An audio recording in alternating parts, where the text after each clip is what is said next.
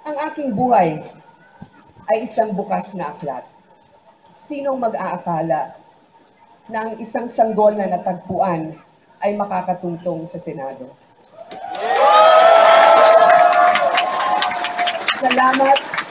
Salamat sa pagkakataon at tiwalang ibinigay ninyo sa akin.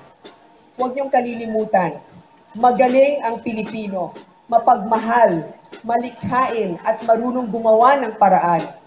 Kaya nating marating ang ating mga mithiin para sa bayan kung magsisipag, magmamatyag, at sisiguraduhin na may tapat na gagabay sa atin. Dapat sama-sama tayo. Hindi kaya ng iisang tao. Ang nangangako niyan ay nagsisinungaling na. Sa ating lahat, nakasalalay ang magiging kwento ng Pilipinas sa darating na panahon.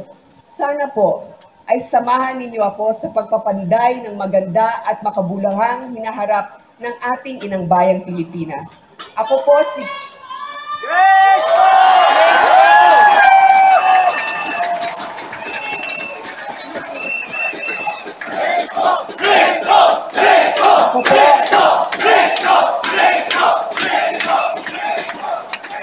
Ako po si Grace Poe, Pilipino, anak, asawa at ina. At sa tulong ng mahal na Diyos ay inaalay ko sa inyong lahat ang aking sarili sa mas mataas na paninilbihan